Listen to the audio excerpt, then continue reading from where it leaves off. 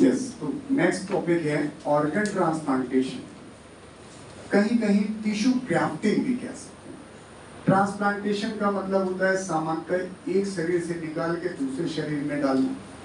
Grafting सामान्यतः हम अपने ही शरीर में इस्तेमाल करते हैं और ग्राफ्टिंग शब्द अक्सर टिश्यू के लिए इस्तेमाल करते हैं और ट्रांसप्लांटेशन अक्सर ऑर्गन के लिए इस्तेमाल करते हैं। तो जब भी हम कभी भी ब्लड ट्रांसफ्यूजन करते हैं, वो भी ब्लड भी तो टिश्यू ही है, लेकिन वहां पर हम लोग कहते हैं ब्लड ट्रांसफ्यूजन। कभी नहीं सुना होगा लोग कहें ब्लड ग्राफ्टिंग हो रही है या ब्लड ट्रांसप्लांटेशन हो रहा है, हम वहां पर वो शब्द इस्तेमाल करते हैं।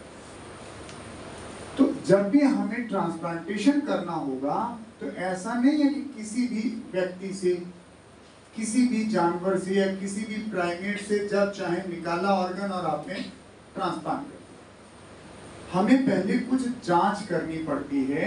अगर वो एक्सेप्टेंस है तो हम ट्रांसप्लांटेशन करते हैं। Just like the blood, blood में भी तो यही कहा था, किसी का भी ब्लड किसी को नहीं चढ़ा देते। कोई चक्कर पड़ा था एंटीजन एंटीबॉडी, उसी चक्कर में कहते थे भैया मैचिंग मैचिंग कर लेगा, यही यहाँ लिखा गया। यस, यहाँ हम दो चीजें मैच करते हैं। एक कहलाता है ब्लड ग्रुपिंग मैचिंग, जो आप पढ़ चुके हैं तो दोबारा नहीं पढ़ाएंगे, आपको पता है कौन सा ब्लड ग्रुप किसको खून दे सकता है। दूसरा एक शब्द लिखा है टिश्यू मैचिंग। टिश्यू मैचिंग, अगर आप इसे समझना ना चाहें तो एनसीईआरटी चल रही, उसमें यही लिखा है कि हम टिश्यू मैचिंग और ब्लड मैचिंग दोनों करेंगे डोनर और एक्सेप्टर के बीच, तभी ट्रांसप्लांटेशन की बात करेंगे। मैचिंग, मैचिंग का मतलब हम आपको पहले ही बता चुके हैं, सेम सेम नहीं है। मैचिंग का मतलब कॉम्पेटिबिलिटी है। कॉम्पेटिबिलिटी का मतलब सामंजस्य से है।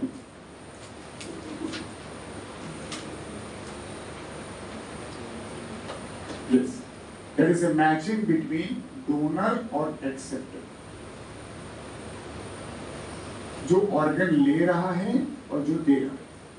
अब यही हम सिखाएंगे आपको 3 लाइनों में कि टिश्यू मैचिंग एक्चुअली होती क्या है। ना सिखाओ तो बच्चा कहता है उसमें क्या, इनका टिश्यू ले लो इनका टिश्यू ले लो, एक जैसा दिखता हो मैच कर दो। तो टिश्यू तो हम सबका एक ही जैसा दिखेगा। हमारा जौन सा टिश्यू लोगे आप लोग उसी टिश्यू से मैच करेंगे। हमारा लीवर निकाल के कटोरे में रख दो, आपका लगा दो, किसी बुलक पहचानो कौन सा कमलेश का है, पहचान दो, नहीं पहचान पाए तो वो मैचिंग की बात नहीं है। तो आप करने क्या जा रहे हैं, हम इसी की बात करें। टिश्यू मैचिंग के लिए हम एक प्रकार की एंटीजन की मैचिंग करते हैं। There must be matching of a specific antigen present in the donor and acceptor. पहला स्टेप क्या है इसका, दैट इज मीन्स हुआ मैचिंग ऑफ पर्टिकुलर एंटीजन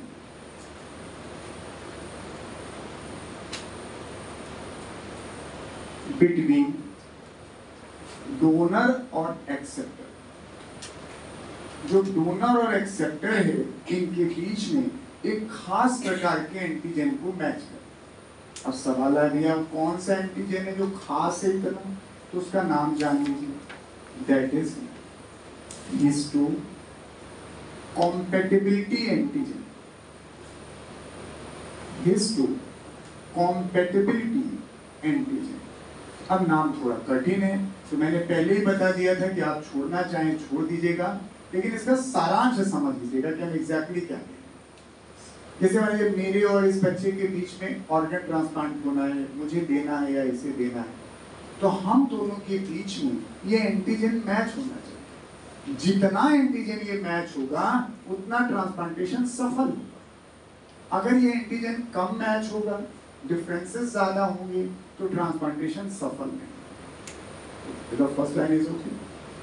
अब सवाल आया भैया एंटीजन मिलेगा कहाँ। जैसे जब ब्लड एंटीजन की बात करते थे कहते आरबीसी पे पाया जाएगा, यही तो पढ़ा था, ये बताओ ना कहाँ पाया जाएगा, तो ये भी जान लीजिए। Sir yes, it is found in all cells of body. मैंने कहा ये अच्छा होगा, कोई भी सेल ले लीजिए सर उस पर ये एंटीजन पाया जाता है। तो हमने कहा बढ़िया, हम तो ब्लड ले ही रहे हैं ब्लड की जांच करने के लिए, उसी में भी कर देंगे। ब्लड जांच करने के लिए तो आप ब्लड निकालोगे ना व्यक्ति का, तो उसी से टिश्यू मैचिंग भी हो जाएगा। हम ये भी वाला एंटीजन उसमें चेक कर लेंगे। ऐसा तो कसम खिलाई कि आरबीसी के ऊपर खाली वही वाला एंटीजन पाया जाएगा, डब्ल्यूबीसी पे एंटीजन नहीं पाया जाएगा, ऐसा तो नहीं कहा। हमने सिर्फ कहा था ए और बी ब्लड एंटीजन सिर्फ आरबीसी पे पाए जाते हैं, तो ये सब सेल पे पाए जाएंगे, क्या आरबीसी क्या डब्ल्यूबीसी। तो पहला पॉइंट। अब सर जो एंटीजन हमारे पास है उसके लिए हमारे पास जीन होने चाहिए। जैसे मैं ए ब्लड ग्रुप का व्यक्ति, तो इसका मतलब मेरे पास ए एंटीजन है, तो पहले दिन से तो ए एंटीजन रहा होगा। ऐसा थोड़ी ना कि 12 बरस तक ए एंटीजन, इसको कहने हटाओ, इसको नहीं, अब बी एंटीजन लाओ। अब बी हो गया, 12 बरस के बाद कमलेश भैया बी ब्लड ग्रुप वाले, फिर अब 40 पे सोचा अब मूड सही नहीं, चलो अब वो भी हटा दो, बिना एंटीजन के हैं अब हम ओ ब्लड ग्रुप के हो जाए, ऐसा तो नहीं। क्योंकि जो हमारे शरीर में एंटीजन है वो बिकॉज ऑफ जीन्स है। वो जीन्स हमारे शरीर में जब हम जाइगोट थे तब भी था, जब हमारे शरीर में अंग बने तो उस जीन ने स्टिमुलेट किया कि भैया तू एंटीजन बनवा ले। तो जब आरबीसी हमारी पहली भी बनी होगी ना तो ए एंटीजन उस पर था। Is it okay? तो भैया ये भी एंटीजन है तो you have an gene. Yes. दूसरा पॉइंट है formation of this antigen. This बोले तो यही, this antigen is under control of sir एक नहीं ग्रुप ऑफ जीन्स। कई सारे जीन्स मिलके इसे कंट्रोल करते हैं, तो जेनेटिक्स में इसको पॉलीजीन्स कहते हैं। जब एक कैरेक्टर कई जीन के द्वारा रेगुलेट किया जाता है तो उसे पॉलीजीन कहते हैं। तो ये एंटीजन पॉलीजेनिक ट्रेट है। पूरा तो कर दें। Formation of this antigen is under control of a group of gene, yes, which is present on chromosome 6. छठे क्रोमोसोम। अब एंटीजन जो आपने बनाया ग्रुप ऑफ जीन का नाम तो जान लीजिए, उसे कहते क्या है? Which is named as, नाम देते हैं MHC या बोलते हैं HLA-G, ये नाम है। थोड़ा कठिन कठिन नाम है इसलिए कह रहा हूं कि आप शब्द को अवॉइड करिएगा, सारांश समझिए। नाम पूरा पूरा लिख लें। इसका नाम है मेजर हिस्टो कॉम्पैटिबिलिटी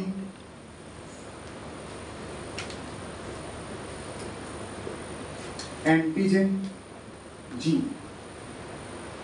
एक ऐसा जीन है जो हिस्टोकॉम्पैटिबिलिटी एंटीजन बनाता है, तो बोला गया मेजर हिस्टोकॉम्पैटिबिलिटी एंटीजन, या HLA के नाम से लिखिए, ह्यूमन ल्यूकोसाइट एंटीजन जीन। तो ये भैया दूसरा पॉइंट।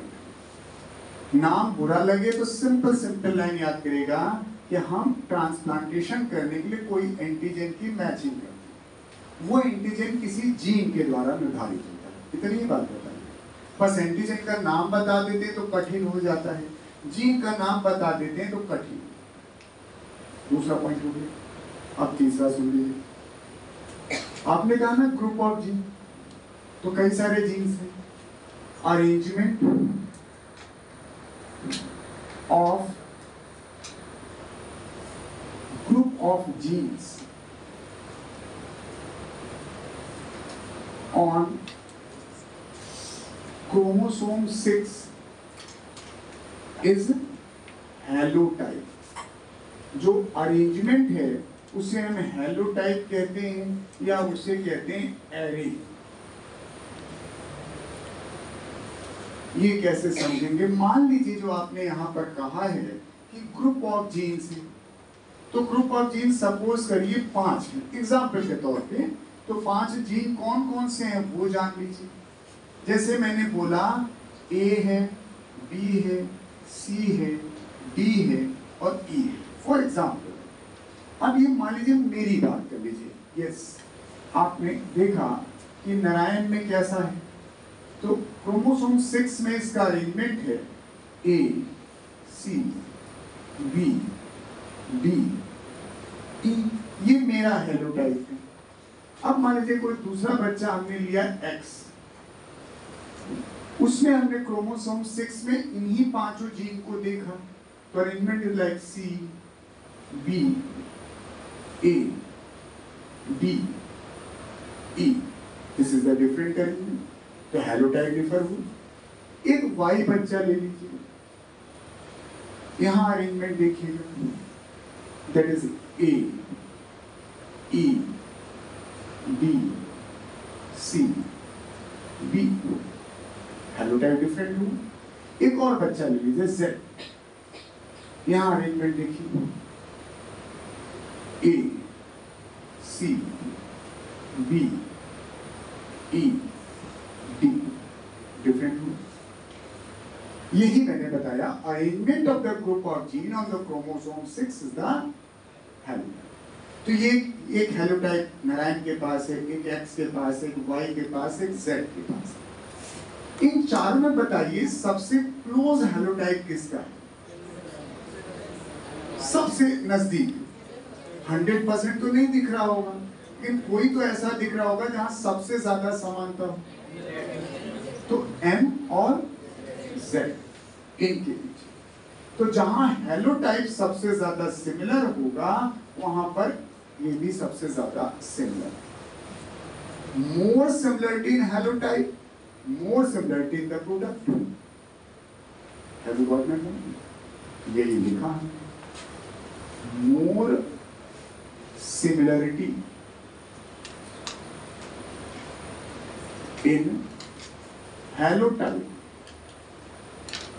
represent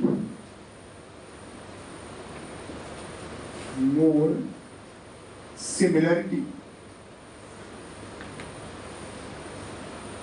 in N2। तो यानी हम जीन तो नहीं जांच सकते, तो हम क्या करते हैं, एंटीजन जांच लेते। अगर हमारा और इस भैया का एंटीजन काफी नजदीक है तो हम लोग का हेलोटाइप भी काफी नजदीक होगा, और ये जेनेटिक से ही होगा। अब आप सोचिए 100% सिमिलर किसका हेलोटाइप हो? मोनोजाइगोटिक ट्विंस का, जो एक ही जाइगोट से बने हैं। तो बेस्ट ऑर्गन ट्रांसप्लांटेशन अगर आप ढूंढेंगे तो सर यहाँ लिखता हूं, तो best organ transplantation occurs always between the monozygotic twins. अगर इनके बीच में आप ट्रांसप्लांटेशन करें तो सर 100% सफल होगा, क्योंकि 100% एंटीजन समान है। अब इससे कम अगर समानता आपको ढूंढनी है तो डाइजाइगोटिक ट्विंस, डाइजाइगोटिक ट्विंस। लेकिन ये उतनी ही समानता होगी जितनी सिबलिंग्स में होती है। भाई बहन में या भाई भाई में जितनी समानता होती उतनी तो डाइजाइगोटिक में होती। बस अंतर इतना है कि हम भाई भाई अलग अलग समय पैदा हुए, वो एक साथ पैदा हुए, बस उतनी ही समानता पाई। क्योंकि दोनों के माँ बाप एक हैं, तो मोर देन 50% हेलोटाइप सेम। अगर हम क्रॉसिंग ओवर को नजरअंदाज कर दें तो 50% तो हो गई। अब इससे कम में भी आ जाइए, तो तीसरा सीक्वेंस है आपके पास पेरेंट्स, आपके मम्मी पापा। क्योंकि आपके पास जो जेनेटिक कॉम्बिनेशन है, जो अरेंजमेंट है, वो पेरेंट्स का ही है। थोड़ा डिफर इसलिए कर जाता है क्योंकि वो क्रॉसिंग ओवर हो जाता है। अगर क्रॉसिंग ओवर ना हो, अगर हटा दीजिए, तो मैं 50% मम्मी 50% पापा, वही अरेंजमेंट आ जाएगा। तो 50% समानता यहाँ हेल्प है, और उससे भी कम थोड़ा ढूंढ तो क्लोज रिलेटिव। लेकिन क्लोज रिलेटिव का मतलब थोड़ा अलग है। क्योंकि कई बार लोग कहते हैं हम लोग बहुत क्लोज आ जाए, तो वो अलग क्लोज नहीं है। आपकी मामी आपकी क्लोज रिलेटिव नहीं हो सकती, आपकी भाभी भी आपकी क्लोज रिलेटिव नहीं हो सकती। क्लोज रिलेटिव का मतलब मम्मी के भाई या बहन, यानी आपकी मौसी और मामा, पापा के भाई या बहन यानी चाचा और बुआ, यही क्लोज रिलेटिव, क्योंकि उनके पेरेंट्स सेम, बस इसके आगे ट्रांसप्लांटेशन नहीं। सिर्फ ट्रांसप्लांटेशन के आपके पास 4 शर्तें हैं। मैक्सिमम सफल ट्रांसप्लांटेशन इनमें है, उसके बाद ये है, उसके बाद ये और उसके बाद ये, उसके बाद मेडिकल साइंस कहती भैया अल्लाह, क्योंकि ये 50% के भी नीचे है। क्योंकि जितना ज्यादा डिफरेंस हेलोटाइप में होगा उतना ही डिफरेंस एंटीजन में होगा, उतनी आसानी से हमारी साइटोटॉक्सिक टी सेल पहचान लेगी कि बच्चों तुम तो हमारे हो नहीं। मैक्रोफाज आ जाएगा और कहेगा निकटा, तो बस इतना ही दिखता है। इसीलिए जब ट्रांसप्लांटेशन हम घर के बाहर के अंगों से लेकर करते हैं तो उसमें सफलता की दर बहुत अच्छी नहीं। तो हम आज कहते हैं मेडिकल साइंस में कि सर हम ट्रांसप्लांटेशन तो करते हैं, लेकिन सर्वाइवल बहुत अच्छा नहीं है, क्योंकि सर्वाइवल की बात यहीं से शुरू होती है। ये आपके पास होता ही कहाँ होता तो पता चलता, अभी तक ट्विंस नहीं, आज हमको किडनी की जरूरत पड़े तो ट्विंस कहाँ से आ जाएगा, ये देता है। फिर शादी नहीं हुई है तो एक बार दे देगा, शादी हो गई तो फिर नहीं देगा, उसका अपना परिवार है, इससे हम लेते हैं। जीवन भर माँ बाप का खून चूसा, किडनी भी निकाल ली, और ये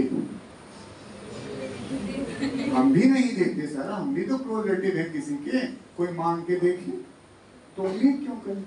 इसी के बाद ट्रांसप्लांटेशन लोग करते हैं। इससे जब किसी को किडनी की जरूरत होती है तब क्या करते हैं लोग, कहते हैं बढ़िया से खरीद लो, पैसा ही तो लगेगा, घर में काहे हम तो बर्बाद कर। तो डॉक्टर से शाम को फोन करके कहते हैं साहब जो किडनी मंगवाइएगा तो मजबूत आदमी की मंगवाइएगा, हट्टा कट्टा हो, अगर अफगानिस्तान से आ जाए तो बहुत है बढ़िया, पठान उठान की मिल जाए, 1-2 लाख और लग जाए। अब सोचिए अफगानिस्तान से अब अगर मंगाए होंगे तो किडनी में कितना आपके पास एंटीजन मैच करेगा, तो जब एंटीजन 2% मैच करेगा तो सफलता की दर भी 2% तो होगी। इसीलिए सफलताएं कम दिखती हैं, लेकिन जिन लोगों में घरों में ट्रांसप्लांटेशन हुआ है वो अच्छा सफल। तो मुझे ये टर्म नहीं पढ़ाने थे, मुझे इसका टॉपिक आपको समझाना था कि आप ये समझें कि ऑर्गन ट्रांसप्लांटेशन क्यों सफल होता है और क्यों असफल होता है। जितनी ज्यादा मैचिंग होगी उस पर्टिकुलर एंटीजन में, नाम मत याद करो, उतना ही ज्यादा सफल होगा। एंटीजन में मैचिंग का आधार वो जीन्स है और जीन्स का बेसिक अरेंजमेंट है, तो जितना ज्यादा हेलोटाइप सिमिलर। उसके बाद हम लोग क्या कहते हैं आज की डेट में, जब हम ऑर्गन ट्रांसप्लांटेशन करते हैं तो CMI स्टार्ट टू रिजेक्ट, यही तो लिखा था अभी। CMI के 2 फंक्शन पढ़े थे आप, killing the cancer cell and rejection of the transplanted organ. इसीलिए यानी CMI start to reject transplanted organ।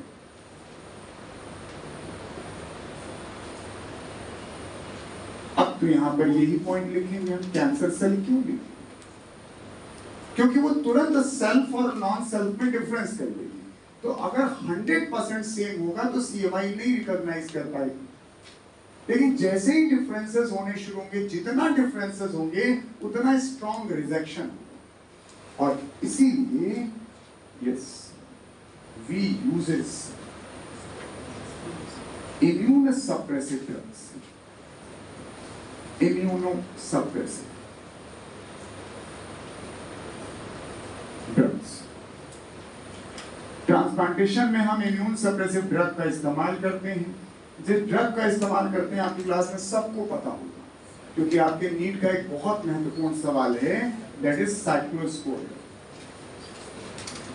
मतलब गारंटीड है कि हर बच्चे को पता होना चाहिए। इवन इतना ही नहीं, ये भी पता होता है is obtained from trichoderma polysporum, chapter है माइक्रोब्स इन ह्यूमन वेलफेयर, लेकिन वो बहुत इंपॉर्टेंट है और ये कई बार पूरी जिंदगी खिलाना पड़ता है। आप सोचिए, इम्यून सप्रेसिव ड्रग अगर पूरी जिंदगी खिला रहे हैं तो आपका इम्यून सिस्टम सप्रेस है, रिजेक्शन तो नहीं होगा लेकिन अन्य बीमारियां तो हो जाएंगी।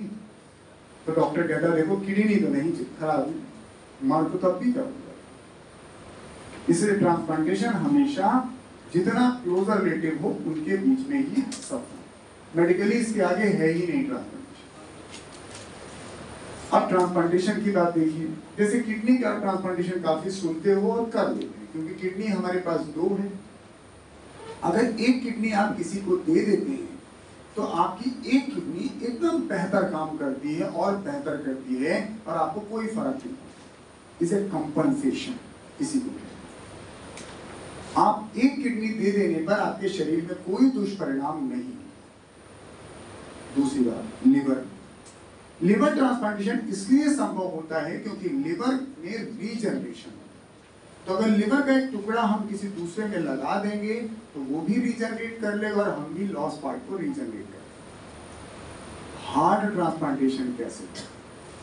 क्योंकि दिल तो एक ही है, फिर भी लोग कह देते हैं हमने दिल तुझको दिया, कोई नहीं दे सकता। कैसे दे देंगे? उसका कोई चैम्बर थोड़ा निकाल के दे दोगे, दिल दोगे तो पूरा दो। तो जब हार्ट ट्रांसप्लांटेशन की बात आती है तो अक्सर हम इंसान से आगे निकलते हैं, किसी दूसरे जानवर का दिल लगाएंगे और कौन दिल देगा? या तो ऑर्गन डोनर हो वो दे, वो बहुत रेयर कंडीशन है, तो हम दूसरे जानवरों के दिल अपने शरीर में लगा रहे हैं। रिजेक्शन जबरदस्त, मैचिंग अंदाजा लगाइए कितनी कम हो, लेकिन कर रहे हैं। तो हम लोगों ने किया इसमें, घोड़ा कुत्ता सबके लगा, लेकिन देखा गया जब हमने सूअर का लगाया तो हमारा रिजेक्शन सबसे कम हुआ, अपनापन ज्यादा। तो सूअर के प्रति रिजेक्शन कम है। क्यों कम है उसकी लंबी कहानी है, लेकिन जान लीजिए ये लोग सूअर का भी दिल लगवा लेते हैं।